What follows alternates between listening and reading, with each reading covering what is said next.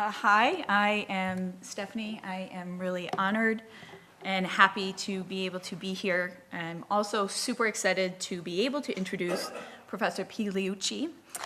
As any good grad student would, I did a lot of research before coming up here. I looked at academia.edu first. I didn't find what I wanted. I went to Wikipedia. There was quite a bit. Then I went to Twitter. I was like, oh yeah, this is where it's at. I do highly recommend following the professor. There were more Beyonce jokes than I would have anticipated. Professor Pigliucci has at least 2 PhDs. Wikipedia tells me there may be 3. One is in evolutionary biology from the University of Connecticut, the other in philosophy from the University of Tennessee.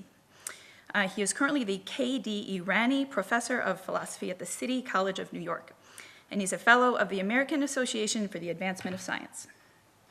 Professor Pigliucci is known for many things. He champions skepticism,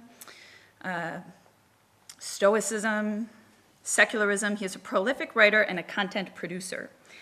To date, in academic presses, he has published 153 technical papers. He is also prolific in popular presses. He's been published in the Wall Street Journal, Philosophy Now, The Philosopher's Magazine, The Washington Post, and The New York Times. He is a fellow of the Committee for Skeptical Inquiry and a contributing editor to Skeptical Inquirer. Professor Pigliucci also publishes 2 blogs. Surprisingly enough, they are up to date, they are full of content. This is not something I often see among fellow academics, and considering all the other content he produces, it's quite something. One of these blogs is called Plato's Footnote, platosfootnote.org. This one is on general philosophy. The other one is about Stoicism, howtobeastoic.org. His Stoicism book, I think it was released this past spring, was a bestseller. It was titled How to Be a Stoic, Using Ancient Philosophy to Live a Modern Life. I have read many stunning reviews and have ordered a copy on Amazon myself. I'm really, really looking forward to this talk, so thank you very much.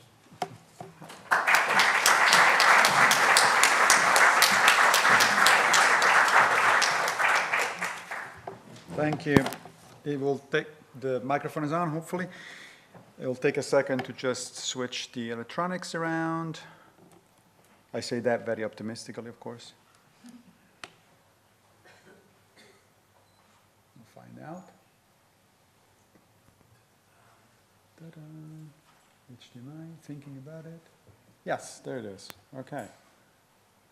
All right, thanks for having me here. This is a great invitation. Worked out very nicely because I was in Rome until this morning, which means I don't even have the excuse of jet lag if I start not making any sense tonight. So I was thinking about what to talk about tonight, and one thing I will not be talking about tonight is the extended synthesis. That slide, I made it up in a minute ago, listening to the presentation. Well, that is the beauty of modern electronics and modern technology. If you do want to hear about the extended synthesis, well, probably will come up during the rest of the conference. I'll be able to, we'll be able to talk about it that way. But also, there is now a website that is dedicated to research and public outreach. And it's contributed to by a lot of people, including myself, that are working on the extended synthesis. That's the one on the top, extendedevolutionarysynthesis.com. The one in the bottom is the book that I co-edited with Gerd Miller a few years ago, and that actually has, still up to today, is the most comprehensive compendium on the extended synthesis. It's soon going to be superseded by a couple of other volumes that are coming out in the next year or 2, but right now that's probably still the place to go. And then finally, you heard about Plato Footnote. There is a section under talks where, in fact, there are 2 talks that I put together on the extended synthesis. So if that's what you wanted to hear about tonight from me, you can just stop here and go and check the websites. Instead, for the rest of the evening, I'm going to talk about the 3 things, basically, that I have been interested in, care about most for the last several years. And I was figuring out that this is a good chance to put all of them together. I've never actually given a talk that was on philosophy, evolutionary biology, and Stoicism. And I had no idea how to put together one, and then this invitation came, I said, you know what, that's going to be the one. So this is going to be a little bit different probably, but bear with me, and hopefully there will be some interesting things to talk about. Let me start with the very, very basics, even though nobody probably here needs a very basic introduction to these topics, but nonetheless, let's just be all on the same page. Let me start out by introducing the two major things we're going to be talking about tonight, which is ethics and science. So ethics, of course, is the branch of philosophy dealing with values relating to human conduct, and with respect to the rightness and wrongness of certain actions and so on and so forth. At least that's the modern version of what people think of as ethics, right? The ancients thought about ethics in a different way, but we'll get to that in a few minutes. What about science? Well, science can be defined, of course, in a number of different ways. There's people that spend an entire career thinking about what science is and what is not. But basically, it is a systematic knowledge of the physical and material or material world gained through observation and experimentation. It's a little too generic of a definition, as you'll see in a few minutes, because it lends itself to some kind of abuse on part of certain people that I will mention in a few minutes. But nonetheless, so that we are on the same general page. So we got ethics on the one hand, branch of philosophy, deals with right, wrong, how to act in the world, and then on the other we have a systematic body of knowledge and a set of methods to gain that knowledge that has to do with the natural world and how it works. Great. Now, how are the two related? Is a big question that lots of people have been writing about. Tonight I'm going to read a number of quotes. I'm going to shorten some of them because in the interest of time. But you know, it's a philosophy talk, so you expect quotes, and they are on the slides, so you can actually read them. In every system of morality which I have hitherto met with, I have always remarked that the author proceeds for some time in the ordinary way of reasoning, and establishes the being of a god or makes observations concerning human affairs. When of a sudden, I am surprised to find that instead of the usual copulations of propositions, is and is not, I meet with no proposition that is not connected with an ought or an ought not. This change is imperceptible, but is, however, of the last consequence. For as this ought or ought not expresses some new relation or affirmation, it is necessary that it should be observed and explained, and at the same time that a reason should be given for what seems altogether inconceivable, how this new relation can be a deduction from others which are entirely different from it. Of course, this is David Hume in the Treatise of Human Nature, and this quote is often taken to mean very different things by different people. So some people say that this establishes that there is no way to go from ought to is, and that's the end of the story, and if you try, you're just a fool, and Hume showed that 250 years ago. Other people say, no, Hume never said that. He just said that if you want to go from ought to is, then you need to show the work. You have to actually tell us how you do that sort of stuff.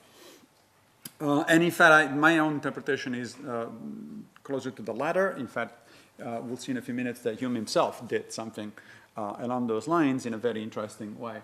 But the point stands that if you do go from matters of fact to statements of values, you need to show the work. You need to show us how you actually do it and not just assume that you can go from one to the other. In other words, if you want to do a science of ethics that is concerned with what we should ought or not to do, then you need to show why the science is relevant, in what way the science is relevant. And we'll see a couple of ways in which it might be relevant tonight. I'm going to put forth that there are, broadly speaking, three views, three ways of approaching these relations between is and ought. I will call them separate magisteria, overlapping magisteria, and full coincidence. Magisteria, of course, it's a fancy word that in biology was used most prominently by Stephen Jay Gould when he was making his argument that science and religion are separate magisteria, in other words, separate spheres of actions. They're separate fields of inquiry. I'm going to use the same just as an homage to Steve. And as I said, I'm going to explore these three models. I will try to convince you very quickly that two of them don't work, and then I'll spend most of the rest of the time on the third one. The third one not in order of appearance, I should add. Okay. So the first one, separate magisteria, more likely or more reasonably is associated with Kant and people of that ilk in moral philosophy. If morality is a matter of a priori reasoning, then facts are irrelevant to it. Facts about how the world actually works. We'll talk about that in a couple of minutes, and I will try to make an argument that it doesn't work that way.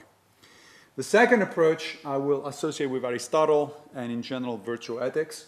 If morality has to do with human nature, then human nature constrains morality. And so ethics is not independent of facts, but it's not related to it in a straightforward way. You can't just read ethics of facts about the world, but facts about the world become, in particular about human nature, become very relevant to it.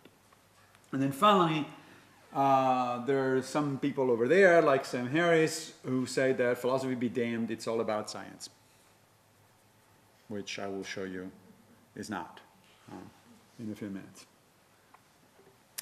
Okay, so let me start with the first one. The separate magisteria, do what is right, though the world may perish, allegedly Kant said. He actually did not say anything like that. Although it came pretty close, because he did write an essay that was essentially making an argument in favor of a much older saying, it's a Latin saying, fiat justitia pereat mundus. Do what is right, though the world should perish. Which would seem like defeating the purpose. If the world is going to perish, then there is no point in upholding the moral law. It would seem to me. There's this actually interesting paper that goes into that sort of approach that has been attributed to Kant. But the fact of the matter is that it seems to me inconceivable, or, well, no, that's too strong. It is perfectly conceivable, but misguided, that one could derive ethics completely a priori, just like in the way much one does, logic or mathematics or something like that. After all, ethics has to do with human beings, and it has to take into account the fact that we are social beings of a particular kind with certain inclinations and certain goals and so on and so forth. So to do it without regard to that seems like a hopeless endeavor in my mind.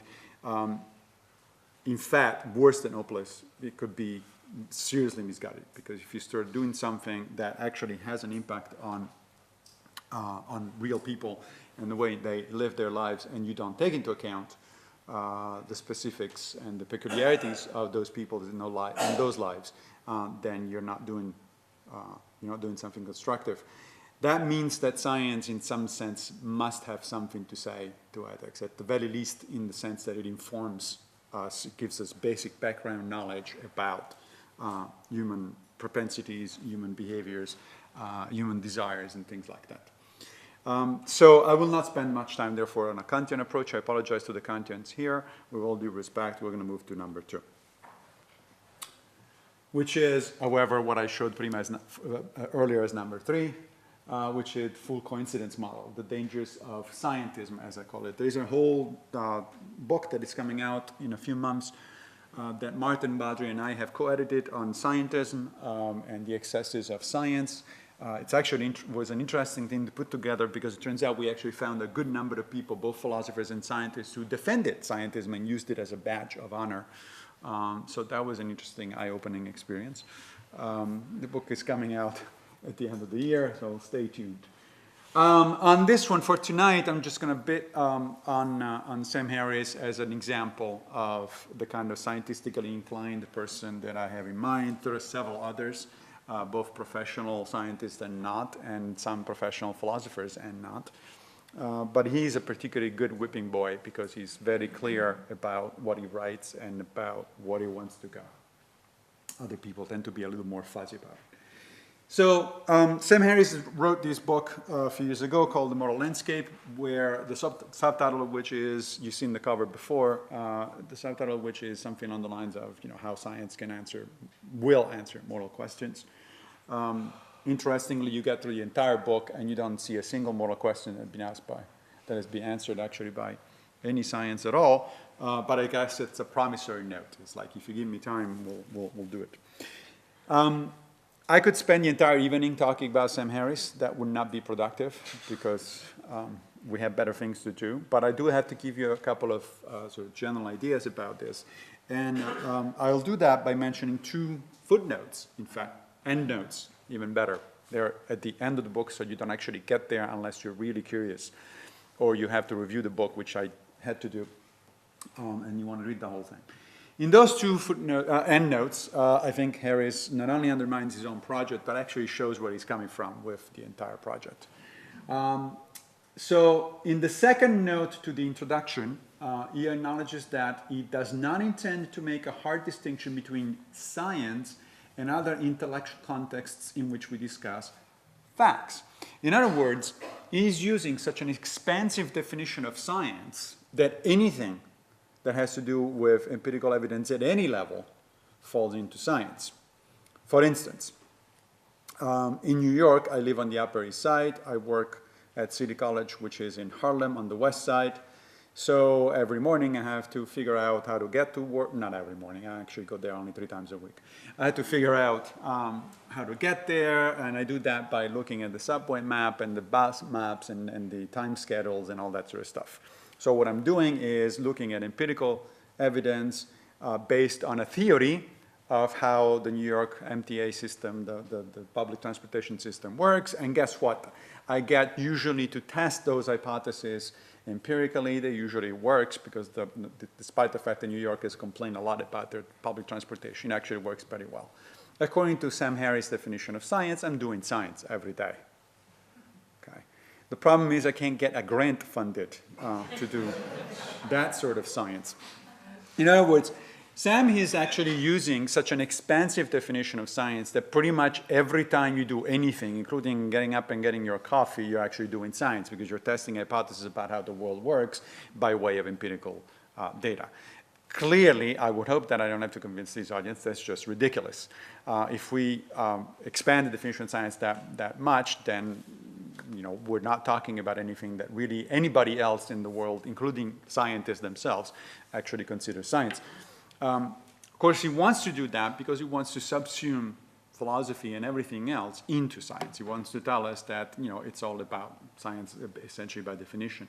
I told him once that two can play that game. I can turn it around and say that science is just a branch of philosophy, and therefore we're all doing philosophy all the time. It was not amused.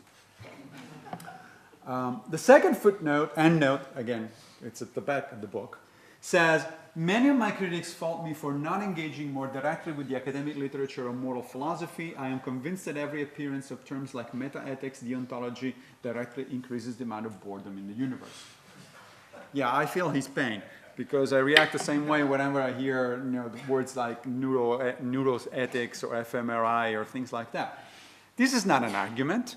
This is just a bizarre way of avoiding engaging with your audience and engaging with your opponents especially, right? I mean, imagine if somebody were to read a book about neuroscience and say, about the brain, and say, well, I'm not going to talk about neuroscience, I'm not going to talk about fMRIs, because every time I hear those words, the amount of boredom in the universe increases. I wonder what is the Bohr meter that he used to actually figure that one out, because that's an empirical question, if the amount of boredom in the universe actually increases or not.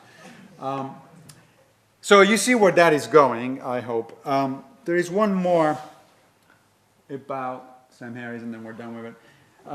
He wants, therefore, science, and particularly neuroscience, surprise, surprise, that's his own specialty, to help us out about moral quandaries. Now, to be fair, he's not the only one, right? I mean, Plato famously said that the highest occupation you can do is being a philosopher. So it's, everybody does that. It has that kind of sort of professional sort of bias, so to speak. But as I told you before, the reader will actually wait in vain throughout the book to find a single example of a new moral discovery that is due to science. It comes closest when it says that genital mutilation of young girls is wrong. Sure, I agree with that. I assure you that I don't need an fMRI scan to tell me that that is the case. So you can go ahead and knock yourself out and read the whole book if you want to, but there is really not much more than that on it. Oh, sorry, I lied. I have another slide for you about Harris. So he's a self-professed consequentialist among other things. So he's, obviously consequentialism is a type of philosophical, ethical, meta-ethical position that includes utilitarianism. And he simply ducks any discussion of the implication of that choice, which he has made a priori. He never defends why he's a utilitarian, why he's a consequentialist. He just says, this is the way to think about stuff. But that informs his view of what counts as morality, what counts as happiness, what counts as well-being, and so on and so forth. And yet he actually never defends that. Why doesn't he defend that? Because that would be a philosophical discussion, not an empirical one, not a scientific one. He seems entirely unaware, or he doesn't care, about the philosophical objections that have been raised against consequentialism, about the answers the consequentialists that come up with in order to defend their own position, and so on and so forth. This is a type of ignorance that I think is not bliss. Okay, third model. Overlapping magisteria. So I associated this position with Aristotle, but in fact I think that there are other two sets of people that came much closer and elaborated this thing much better. One, of course, we already met. It's David Hume. We'll meet him again in a minute. The other ones are the Stoics. I told you that I was going to put together philosophy, science, and Stoicism, so here it is. Just in case you don't remember much about Stoicism from high school, I don't know, in Italy we studied in high school. I don't know what happens in other places, but these are some of the major Stoics. Zeno of Citium, who established the philosophy in 300 BCE. And then we have his student Cleanthes, Chrysippus, who introduced most of the innovations in ancient logic that went beyond Aristotle and were used until the 19th century included.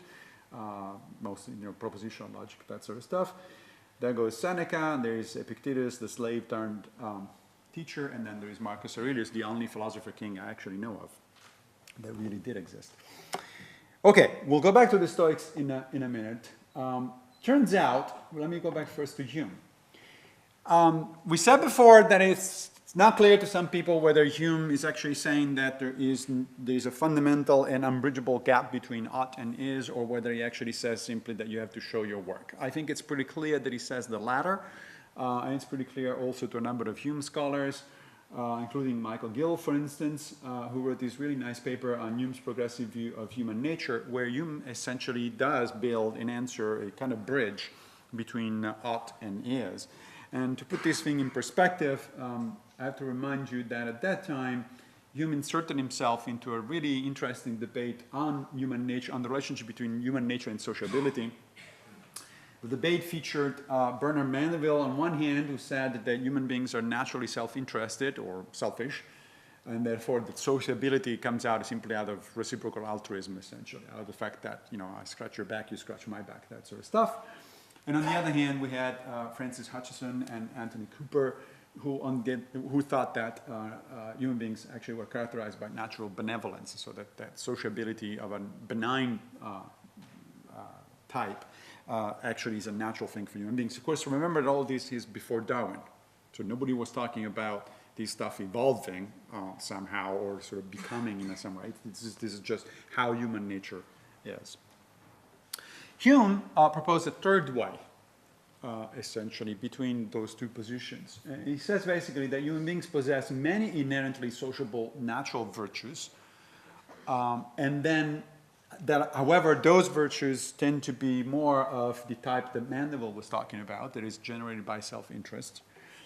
And then, on top of those, we develop additional virtues by reflection and habit. So we think about stuff, we do things in a certain way throughout our upbringing and then as adults, and that kind of sort of personal culture evolution, if you will, allows to become more or less agreeable people, socially agreeable people who actually do think and do things that are truly altruistic and not just altruistic in the sort of little a version of the term. So here's Hume himself from the Treatise of Human Nature.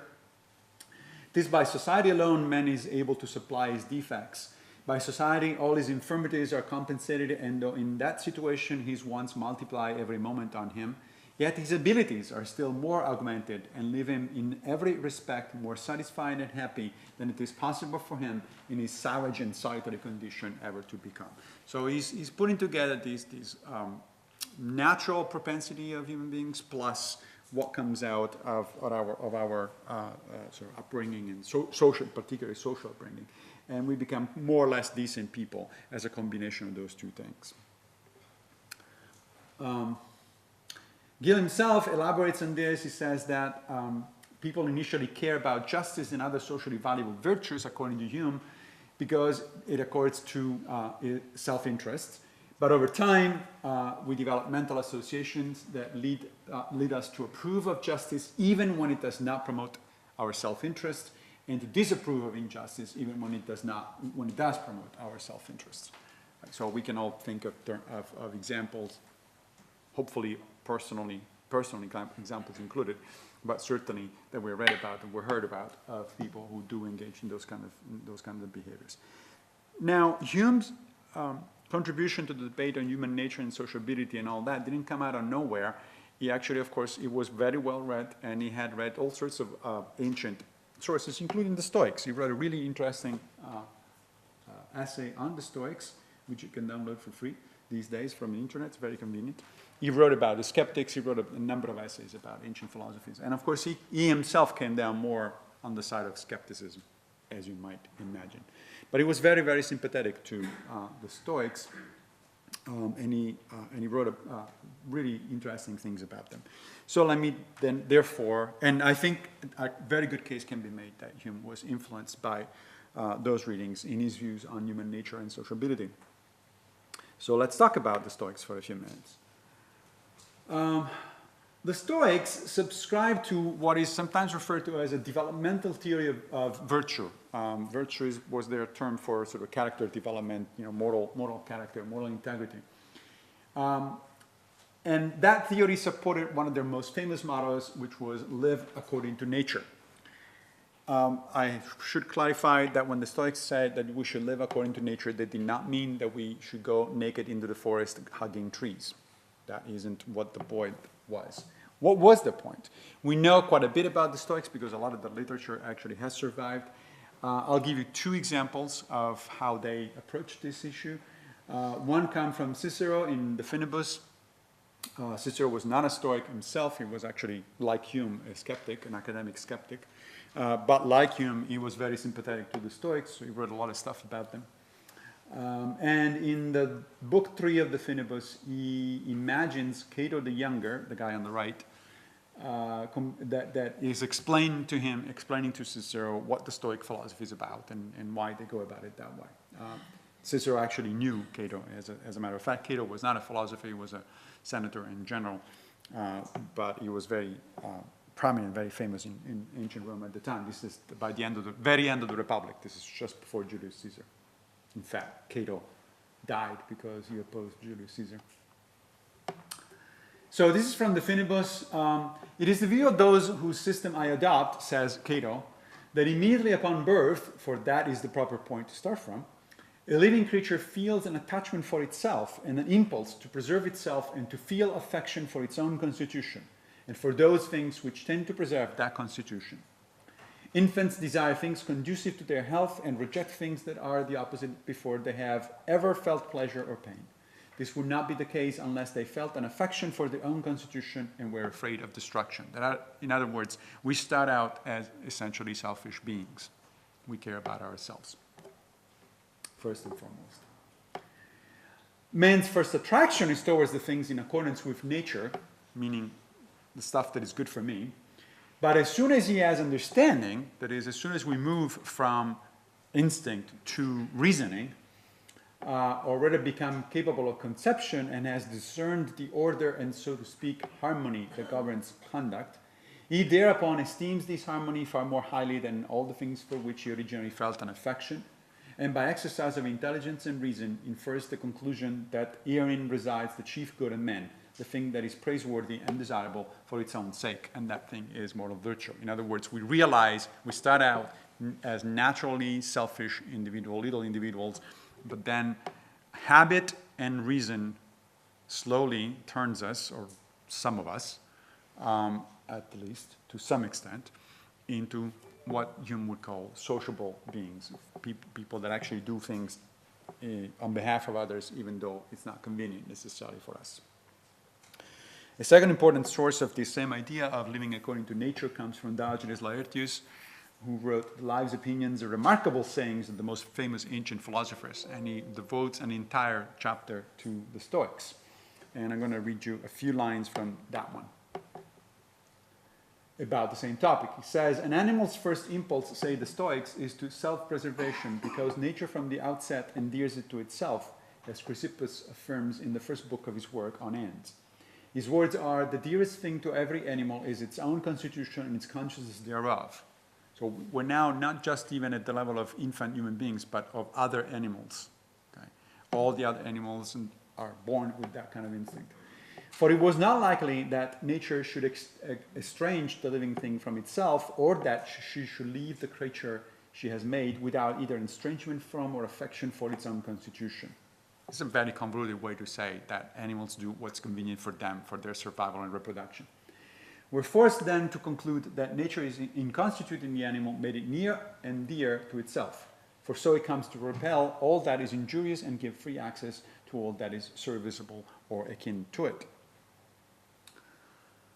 For animals, say the Stoics, nature's rule is to follow the direction of impulse.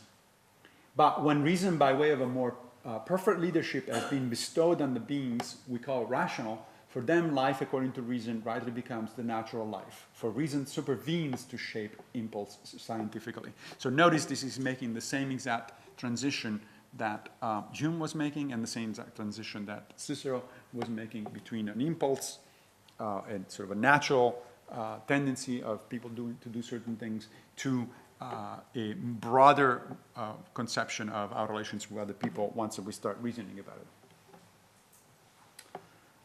it. This is why Zeno was the first to designate as the end life in agreement with nature, which is the same as a virtuous life, virtue being the goal towards which nature guides us. Us now, it's just human beings, not animals. There's no such thing as a virtuous animal.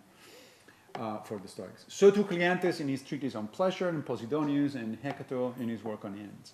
Again, living virtuously is equivalent to living in accordance with the experience of the actual course of nature, as Chrysippus says in the first book of his De Finibus, not the same De Finibus that I showed before. For our individual natures are parts of the nature of the whole universe. In the interest of time, let me skip one more quote and summarize, therefore, the idea. So the ancient Stoics had arrived at a scheme that is similar to the one that I think can reasonably be attributed to Hume later on, but that starts with our similarity actually with other animal species. So we got animals act instinctively for their own good. Human infants begin with animal-like instincts of self-preservation, and then human beings add reason to their instincts to learn to live socially. Great. So far, the history of this stuff and the history and the philosophy of this stuff. Let me move to modern times. There are modern people who are expanding and resuming Stoic philosophy, like this guy over here, Lawrence Becker, who has sort of given a modern reconstruction of what he calls the cradle argument. There is this developmental theory of ethics, of morality, that the Stoics proposed. But Larry, of course, lives in the 21st century, so he takes into account cognitive developmental psychology as well as evolutionary psychology. Evolutionary biology, not psychology, evolutionary biology. And that's why I bring him into this discussion. So in his book, A New Stoicism, for instance, he says, we may begin life as greedy little egoists, but it is clear enough that we soon spontaneously develop matching effective responses to what we read as signs of others' pleasures and pains. Cognitive development is relentlessly recursive, leg over leg, as the Pigliuccians say, in the sense that whatever conceptual schemas we develop and whatever content we acquire in them themselves become the object of and determinants of our subsequent development. In other words, we develop things, we start out with the instincts, then little by little we acquire sort of a way of reflecting and thinking about what is happening to us and to people nearby about whom we care, and that modifies our initial instincts, and that in itself makes us pay attention to things in a different way. That different paying attention generates reflection. Reflection feeds back into the way in which we act, and so on and so forth. It keeps going like that, leg after leg. As we develop and begin to use the ability to represent these purposive activities symbolically, that is, as we start thinking about stuff at an abstract level, and begin to manipulate those symbolic representations logically, a secondary form of agency arises, driven by this representational and logical activity. The process of deliberation and choice becomes a determinative condition of some of our conduct. Okay, so it's a developmental process. Now, what does science have to say about all of that? So far, we talked about Hume and talked about the Stoics, inspired by Aristotle, all that sort of stuff. Fine, that's all philosophy. What about the science? Well, the science actually tells us quite a bit that is relevant to this story, and most of it is in fact in agreement. One of the books that I suggest for people interested in this thing is called Primates and Philosophers by Frans de Waal and a bunch of other people. Frans de Waal is a primatologist who is famous for his studies about certain aspects of primate behavior, including what we would call moral aspects of their morality. That book is particularly fascinating because it starts out by presenting a sort of a general overview of the science of the evolution of morality, and then a number of philosophers make commentaries on it, and he responds to the philosophers. So it's a really interesting and somewhat unusual, unfortunately, too unusual, exchange between scientists and philosophers.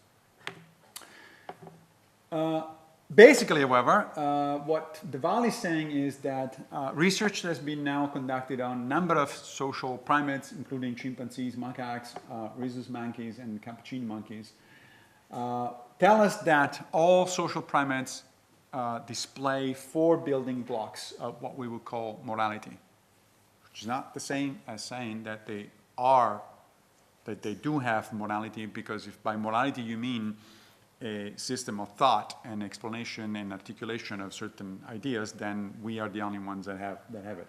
But the building blocks are important because in evolution, of course, nothing happens overnight, nothing happens suddenly. There is always previous stages. There is always something else that actually have been used in order to build whatever is available now.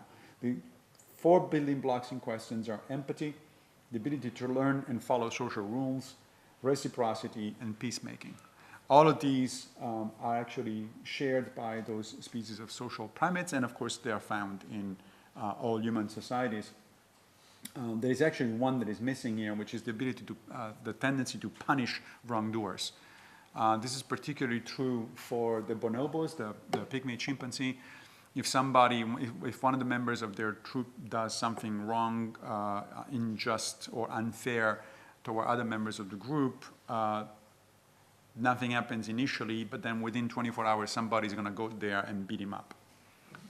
And that is an interesting behavior from an evolutionary perspective, because often that individual is actually not genetically directly related to the individual that has done the misconduct, or is not genetically related necessarily to the individual that was disfavored by that misconduct. That means that somehow pygmy chimpanzees have evolved this ability without thinking about it, presumably. We don't know that there is any equivalent among chimpanzees of Kant or Hume or anything like that. Without thinking about it, they've developed this ability to, this propensity, behavioral propensity, to put themselves in danger. Because when you go and beat up somebody else, there is a chance that somebody else is actually going to beat you up. And they do it for what look from the outside as entirely moral reasons, entirely altruistic reasons. They don't have anything directly at stake other than the functioning of the group.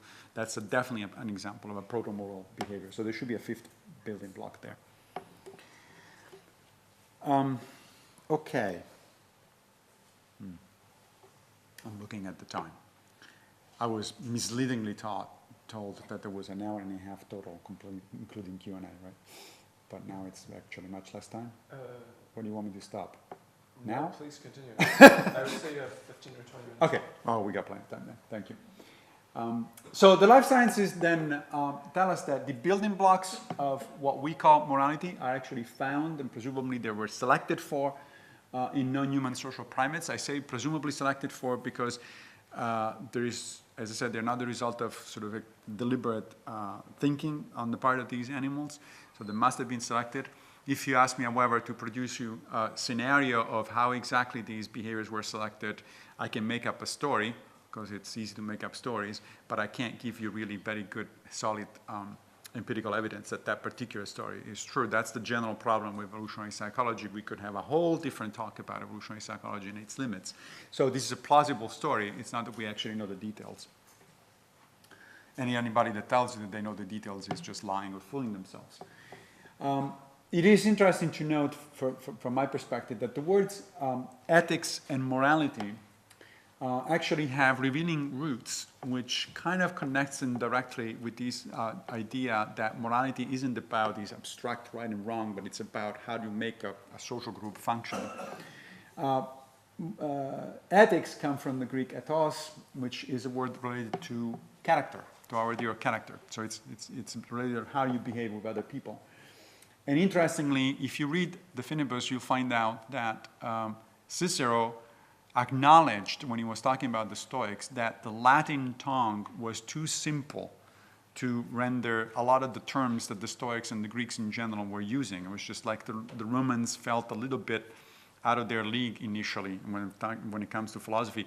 Think about it this way. When Cicero was writing, as I said, at the end of the Republic, philosophy had come to Rome only about 3 generations earlier. Okay? In 146 BCE, the first 3 philosophers ever arrived in Rome from Athens. They arrived on a diplomatic mission to ask the Romans to cut down the penalty on Athens for having misbehaved. They failed utterly with the penalty. The Romans just kept asking for the same money and they got it.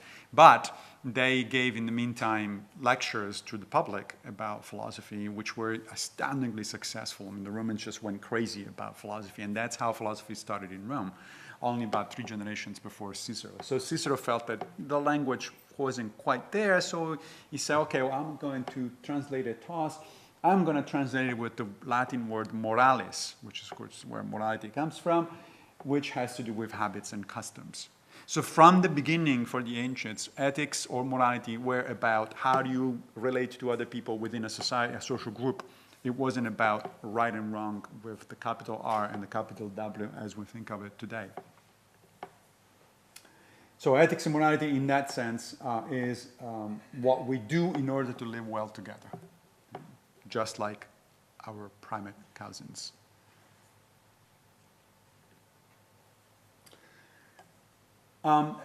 The other bit that comes into this is from cognitive science. I consider the cognitive sciences an extension of the life sciences. Cognitive scientists may disagree with that. That's too bad. But we can have that discussion over a beer, maybe at the pub. The first name that comes into play, of course, for these kind of things, you already heard it because it was mentioned by Larry Baker a few minutes ago. That was Jean Piaget, who found that young children are focused on authority mandates initially, and that with age, children become autonomous, slowly develop autonomy and agency. They begin to evaluate actions from a set of independent principles, and that's what we call it sort of moral thinking. After Piaget, Lawrence Kohlberg expanded on the Piagetian notions of moral development, and he came up with this famous classification of moral stages of development. This classification has been criticized because it holds up only in part when you do cross-cultural studies. But I've looked at the criticism and so on and so forth, and it actually holds up pretty well. Yes, there's variation between different cultures, and there is details of how these things happen. But the basic idea actually holds up. So there are 6 stages there. I won't go into all 6 of them, but basically you go from a pre-moral level of sort of punishment and obedience to a conventional level of morality where you do what people do, or you do what the law says you should do, to eventually, some of us at least, get to a post-conventional level of morality where you make up your mind on your own about whether something is right or wrong and whether you want to do it or don't do it, regardless of what the law actually says. After Kohlberg, we have Elliot Turrell, who has actually argued that there's a social domain that approach to a social cognition, It delineates how individuals differentiate moral in terms of fairness, equality, justice, societal levels, conventions, group functioning, traditions, and psychological levels, personal, individual prerogative.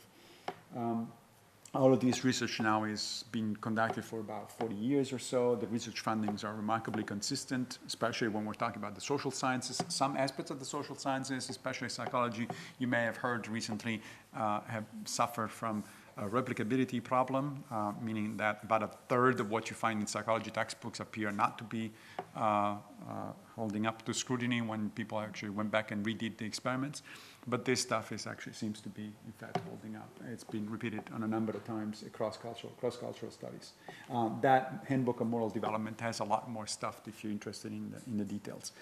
So what we're getting at is a picture where the Stoics or David Hume or both look like they were essentially right in this sense that morality as we conceive it today is the result of a number of things. One is our roots as biological creatures of a particular type. We're social primates, we're intelligent social primates. There are other social animals that don't have anything like the kind of behaviors that I'm talking about. So the other major category, the other major class of social animals, of course, are the eusocial insects. But eusocial insects do everything entirely and exclusively by instinct. They don't have any of that complex variable behavior that you find in primates. Why is that? No surprise, they just don't have a brain large enough to do that sort of stuff. And in fact, we're understanding pretty well now how social insects do it. It's due to a very unusual system of genetic relationships among the workers and the queen and the offspring of the queen. Without that particular genetic relationship, if you do the calculations in eusocial insects, it turned out that the workers are more closely related genetically to the offspring of the queen than they would be to their own offspring. So what they're doing for the group that looks like it's altruistic, it's not. It's actually in order to pass more genes of their own to the next generation. That doesn't work in the same way for primates. Social primates are much more complicated, they're much more variable, and they're much more intelligent. And we, of course, are even more so because we develop language. We can actually think about stuff. We can actually tell each other that certain things are right or wrong, and we can come up with arguments for why those things are right or wrong. So the general picture that is emerging, and I've got only a few more slides to go through, so far is this idea that there's been a number of philosophical ideas scattered throughout, mostly in virtue ethics, and then Hume, and then much more recent stuff like Lawrence Baker, that have put together a picture of the relationship between empirical evidence, science in the broad sense, and ethics in the sense of thinking about how to live socially with other people, that draw confirmation, that draw inspiration from both the cognitive sciences and evolutionary biology.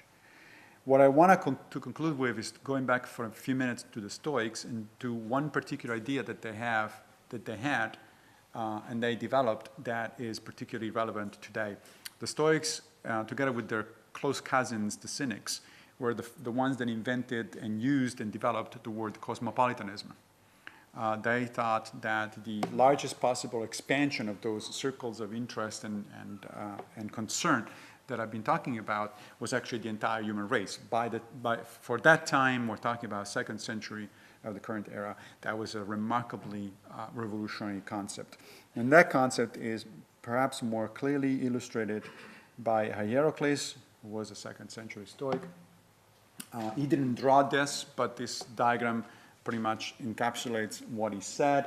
So he thought that our concern begins with ourselves, as we've heard from the citations, the quotes that I gave you before, but then it gradually expands, certainly to family and people that we interact with, fellow citizens. And then he says, by reasoning, we expand it even further to people that we don't know, that are members of our own nations, and then eventually all the way out to mankind. And what I want to leave you with is a quotation from Hierocles, where he explains this concept, because I think it's very interesting. It's a little bit of a cumbersome language, but you'll see where he's going, especially toward the end.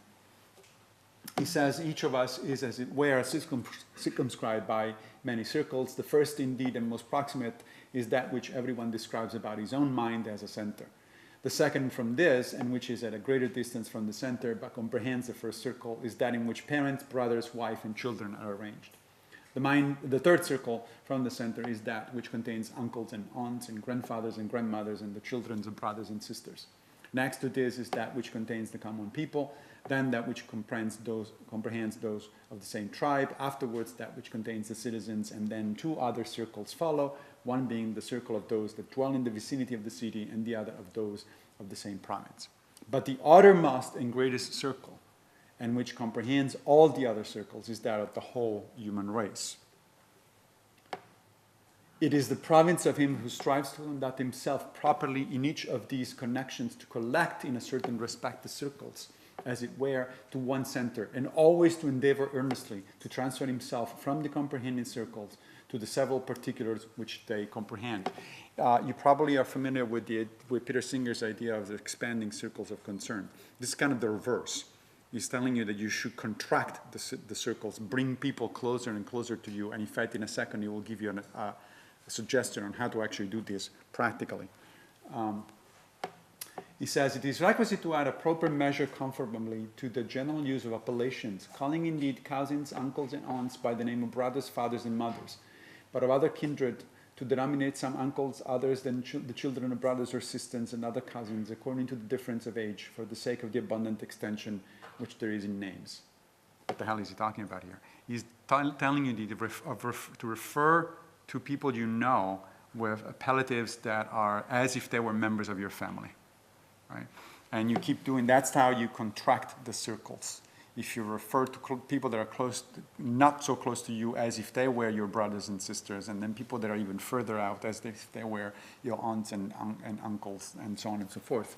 For this mode of appellation will be no obscure indication of our sedulous attention to each of these relatives, and at the same time will incite and extend us in a greater degree to the contraction, as it were, of the above-mentioned circles. This is a very early version of cosmopolitanism, that we should be concerned about other people in the way in which we're concerned that we don't know, in the way in which we're concerned for people that we do know. How do you get there, however?